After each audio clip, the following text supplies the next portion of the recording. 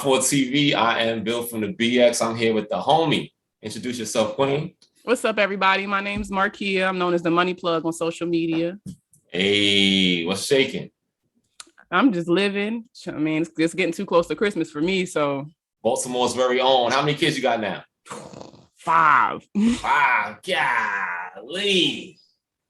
Listen, y'all thought I was playing, man. Listen, I said your oldest is how until old? I got my son. Your oldest is how old? She'll be 10 this month. Golly, that's mad car seats. Yo, I had to get a van. I had to get a van, yo. So I had a Durango. So my Durango was my retirement gift to myself in 2019, and I loved it. Man, you can tell me nothing. I was stunting on these hoes with my Durango. My husband had a Kia Optima. I crashed it. And so he was like, this was when we first got back from Germany. So my car only had like 9,000 miles on it, if that. He was like, you know, that Durango looking real nice. So I ain't had no choice but to give it to him since I crashed his. And then I was like, you know, how it happened. I was driving past a Honda dealer. And something was just like, turn around. You know, Baltimore Hondas, boy. I don't know what it is. I turned around, walked out that bitch with a van. Where you at now? Lit about it too. I was all pushing the buttons. I got home. I was like, look, the door's open by themselves. Look. The Honda Odyssey. Yup. What year? 2021. Ooh, niggas got money. No sunlight. You know, I got stunned on these soccer moms. Thinking they doing better than me. Hey, yo, get in the damn car. Get in the van. Just wave your hand like that. It's got the auto joint. Listen, it's a competition in my cul-de-sac, bro. I had to do it for him. Nah, it's always good chopping it up with you. How's everything been though? Oh man, I've been retired. This is the second year that I've been retired, and I finally feel like everything's coming together. Good. Like I'm in a good place mentally, physically, like financially. So it's really coming together. Okay. And your husband, how many years he got down for you? Let me see. So he in, this is like year 8 or 9 for him. Okay. But he already loosening up the boots. I think he's finna take them off. Okay. I think he's finna take them off. Man, so y'all got a lot going on. Yep. Money talks, but credit holds conversation. Tell us what that's about.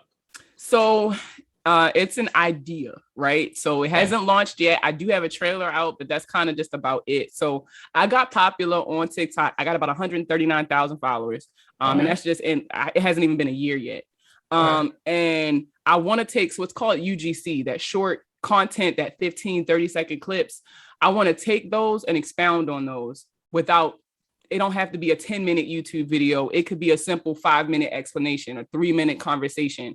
And I want to package my information in a way for people to relate to. You know, podcasts are in right now. People in my demographic, we love a good podcast, a funny podcast. And so what I've done is like I've interviewed rappers. And, you know, rappers smoke weed and they rap. So I smoked weed. We talked about credit and then rapped a little bit. You know, it was a stripper I did one with her. We did stretching exercise. And since you was trying to teach me how to get on the pole, but shit, I'm built like one. So that ain't really work out too well. Hey, yo.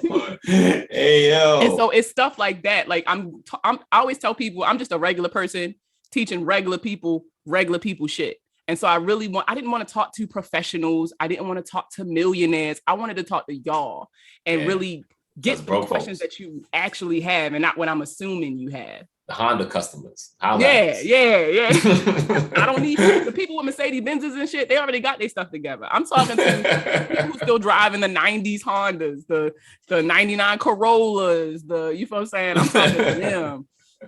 That's what's up though. I think you're ready. I see you got your pink Himalayan candle in the back, you know, and they like real plants too. At first I was going to do the fake, but they was kind of shiny when I turned the light on, so you could tell. I'm gonna tell you right now. I know plants. All right, those is Lowe's plants. You got to repot those. You look like an amateur plant right now with the Lowe's plants. So I repotted it when I first bought it because they got cute little vases now. But it is time to repot. You ain't gotta put me out there like that. You ain't gotta do that. That's that light skin shit I be talking about right there. That's what I be talking about. Y'all can't never just let somebody live, bro. Hey, yo, come on. It's getting, you know, the seasons is changing. You know what I'm saying? I had my tan all summer. Now I'm getting back bright. And you know what I'm saying? I'm getting my winter villain shit. So, yo, you as a military spouse, you know, the mom, 5 kids, you see them Dependapotamuses out there. the Dependapotamuses, you know what I'm saying? And they had the old army adage, yo, we get more done before 9 a.m. than most people do in a day. It's a fucking lie. It's a fucking lie. Hey, yo, if you ever had to freaking you probably did it once or twice where you was had to actually conduct the PT test. Yeah. That's before most people do a lot. That's like once a month. But if you had to do the range, if you had to run the range. Man, you there before the sun even come up. You know what I'm saying? You feel me? You know what I mean? But a lot of Dependapotamuses don't know about that. Mm-hmm. And by 9 o'clock, they ain't got nothing done but put on their Crocs. Give them some advice, please. I got my Crocs on now. You fucking try me, bro. I got my Crocs on now. Get them with some advice. But yo, it's something I hear all the time, and it's so infuriating to me. Is like, you know, the military spouse is the most important job in the military. That is such a lie, bro. Let me be abundantly because half these wives don't give a fuck about the husbands because the husbands don't care. The husbands, and I saw a TikTok the other day, and it's really been causing a stir on Black military talk because the girl was like, "Your husband got off at 3 o'clock. He just been hanging at the motor pool because he don't want to go home." and it's the truth. Like that's these women make these men miserable, which make them unproductive, which makes our life worse at work because they don't want to go home. Like, for this to be the most important job, you bitches is slacking. Like, what are you doing? Hey, yo, they go to 5 and Below and get their whole outfit. No, you know what it is, LuLaRoe. They get all that shit off at LuLaRoe. That's what it is, bro. These fucking spouse groups go crazy for LuLaRoe resellers, bro. I don't know what it is. So I'm at that point in mil spouse shit, right? It's levels to that shit. So like, I'm not at the part where I'm wearing leggings with all my outfits and shit now. Okay, good. And I don't even like telling people my husband in the military. Okay. Like, I'm not even there yet. I'm at I'll show up to the FRG event for the free pizza. And act like I want to volunteer for the unit and really don't. Do you play the Frisbee game? Do you play Frisbee football? Fuck no, I'm not playing that. Hey, I'm gonna sit there and laugh at everybody else. Come on, you gotta play Frisbee football with the people, yo. Nigga, if the VA see me, they gonna snatch my check. You was wilding. Out there looking like the Jumpman logo. I got it. Hell no. I sit down, I wave, and I interact enough for people to know, like, so they know I'm not getting beat at home or nothing crazy like that. And then I go home mind my business. I don't even interact with my neighbors. So I live in military housing. Okay. We always have the whole time either one of us been in. And so it's weird because people over here Air Force. So it's a little different. Where you at now? Be outside cleaning their cars at like 11 o'clock. Nigga, you don't go to work? What you doing? But like, to be surrounded by these women 24/7 is so draining. Like, when I was in and watching from a distance, I could laugh and go home. Yeah. But now, like, that's my neighbor and the lady across the street. And then at the gas station, like, they everywhere, bro. They like roaches. Hey, tell me about arts, crafts, and trap music. So So I started that back when I was still down at Fort Bragg. I want to after I had my youngest daughter in 2017, I had postpartum depression real bad. But that was at like the height of cricket. And so one thing about me was, I didn't want to get back on meds. I was like, I did cognitive behavioral therapy, some years ago. And the biggest thing that helped me was redirection. So being able to take that anxiousness and put it into something. Okay. And so my husband bought me a cricket machine, and it's literally been up since there. Last year was probably my highest year, and I was in Germany, so that was wild to me. I went viral a couple times with some little t-shirts that I did, nice. And I got a lot of support. Shout out to the MGLO community, the little Greek letter organizations for the military. Mm-hmm. They really were some of my biggest supporters last year. And then this year, right before Made in America, I low-key was packing for Made in America. It was a t-shirt that was going viral on Twitter. It was an older lady. She was giving a class at like a college. It said, "Too proud to code switch." And nobody could find this shirt nowhere because, she don't got social media, so she can't tell y'all. So when I'm reading the comments, it was white people selling the shirt. Like, you motherfuckers don't even know what code switching is. And you talking about, and you trying to sell it. So I went upstairs. I made me the shirt. I put the shirt on. And then I just posted it in the comments. Like, well, since y'all here, why don't you buy the shirt from an actual Black person? Like, just playing around. I thought I was going to get like a sale, 2 sales. But this app, Media, retweeted my tweet. Hey. It went crazy. I had hundreds of orders. I'm still getting orders for this t-shirt. Like, that's awesome, man. And I'm gonna go ahead and put mine in. I'm gonna put mine, so I'll put mine in right after we done recording. I want. Oh yeah, I definitely got you. You know for a fact, you work with me. You know for a fact, I don't do the code switching. It's just Bill all day. You know Bill, I blame you. I blame you for my you know what? And I've been wanting to have this conversation for a real long time. I blame you for my attitude problem. Go ahead, I'm listening. Go ahead. Because you successful and still don't give a fuck. I was always taught, if you want to be successful, you gotta play the game. You gotta do this and do that. I got to that job and I saw how successful you was, and you still ain't give a fuck. Oh, it was a wrap after that. Couldn't nobody tell me shit. Like I could be I left that job, went to the post office. Bill. I actually left that job and went to the post office because I ain't get one of the girls tried me. They put this girl over me. I never forget this for the rest of my life. And I told my husband this. You know me. I have a very androgynous style with how I dress. Mm-hmm. So I'm not girly. I can't do it. I've always been a tomboy. So everybody else would wear the khakis, the sneakers, and a nice little button up. So I would. That's I never had an issue with my direct supervisor. It was always this girl in another department. That's how it would be. Mind you, she older than me. She was going around making it seem like I just didn't have no money. Because, I wasn't driving. I was catching the bus. You know what I'm saying? I was making shit shake. I had goals I was working towards. Man, yeah. She came in the office one day, Bill. I don't think you was there that day, boy, because I literally quit like a couple days after that. She came in the office with a bag. It was like a brown paper bag with the handle on it. And she sat it on my desk. And I'm like, what is this? And she was like, oh, I know we had a conversation the other day about what I thought would be appropriate attire for you to wear to work. So I went to the Goodwill and got you a few things. Bro, it took everything. I mean, not to smack shit out that girl. I was like, oh, thank you so much. Thank you. Never came back. Never came back. That was the day. That was the day. I was like, what would Bill do? Yeah, I would have left too. I was like, nah, the fact that y'all even had her thinking it was okay for her to come in there and do that, to demean me like that. Mm-mm. And you always been yourself, and credit to you, because you always been yourself. You came to, before your lock school, long and luxurious, you had this short fro and you was rocking the fro hard. I was like, look at her, she's so Baltimore.